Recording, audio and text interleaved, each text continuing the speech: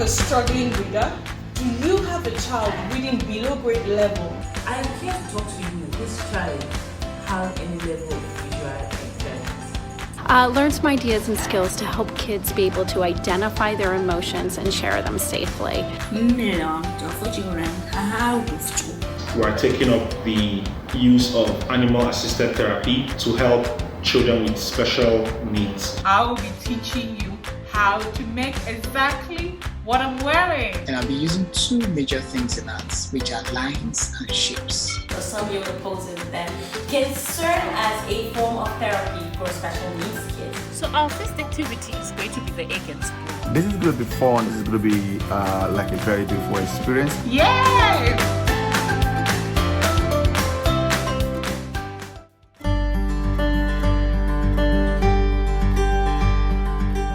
Hello, my name's Dr. Bobbie Legg.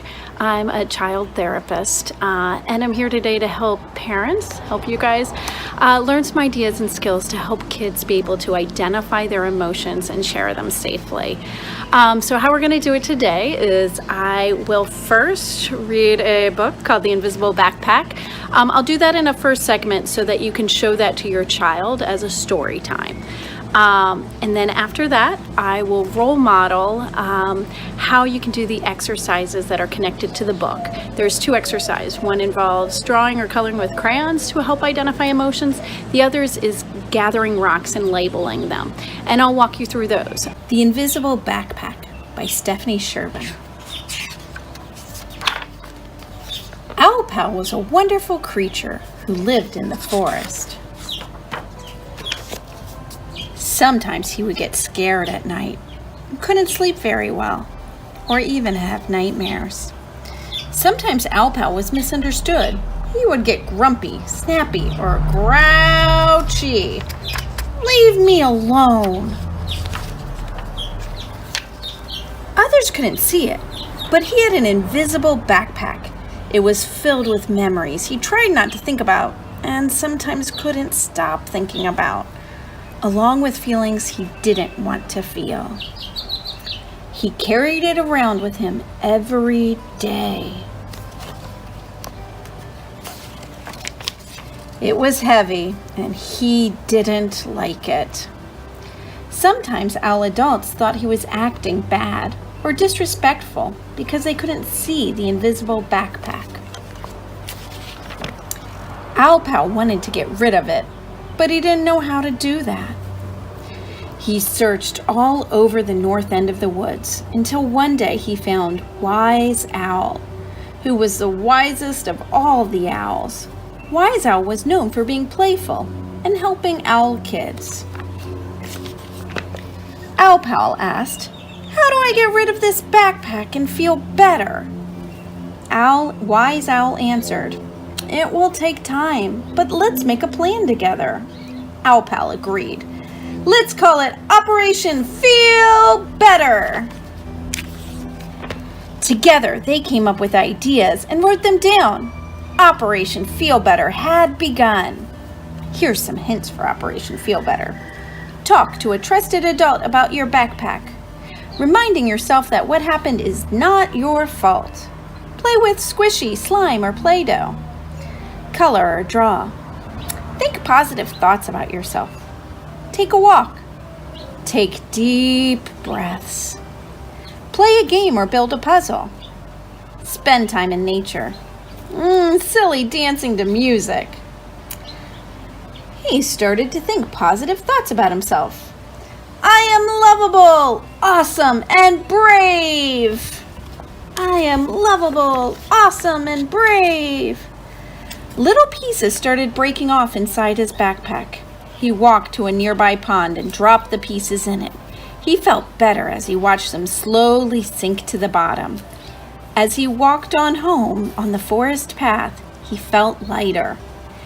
Next week, Owl Pal returned to see Wise Owl.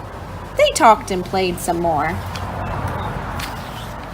Again, pieces broke off inside his backpack. He threw them deep into the pond on his way home. Owl Pal's invisible backpack got a little bit lighter again that day. He was worried, but he went home that afternoon and talked to his owl adults about his invisible backpack. The owl adults realized that he was hurting on the inside and that he wasn't acting bad. They decided to help him with his plan to feel better, a little bit at a time. They showed him care and love in ways that were comfortable for him. He noticed that he was less grouchy and started sleeping better too. Owl Pal's invisible backpack is much, much lighter. He feels so much better now. Owl Pal was never a bad owl. He knows he is lovable and can do great things. As he went off to play in the forest, he wondered if the other animals had invisible backpacks too. The end. I really liked that book. I'm so glad. Now I want to do an activity. Let's have you take your backpack and I want you to go fill it up with rocks. So many rocks that it might even be heavy. Or maybe as many rocks as you have worries or sadness. Go get them. Okay. It's really important that kids have a safe space to be able to tell parents different worries. Maybe an auntie or anyone in their family that's safe. But to be able to know your emotions and say them is one of the biggest keys. It's just to starting to feel better and having more options on how to do smart problem solving. I loved working with little Eric and helping him put his feelings. He actually just threw those rocks in a little pail with water, but it's really fun to see him go in and sink. Another option, if it's not easy for you to go out and get rocks or it's not practical, is to have, you can draw Owl and his invisible backpack. Eric drew this one. Look at how he has all the rocks in the bottom. Then what a child can do is just label, use the pen to name each one of those feelings, each one of those worries or incidents, and then they can either cut them out or create a new backpack to have before and after they let go of those feelings. It just gives one more way. I never want anyone to underestimate the power of labeling and knowing feelings.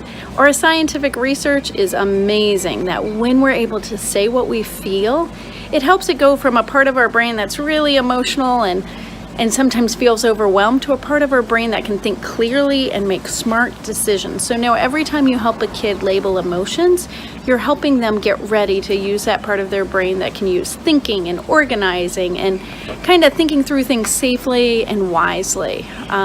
So thanks. I hope you guys all have a super day.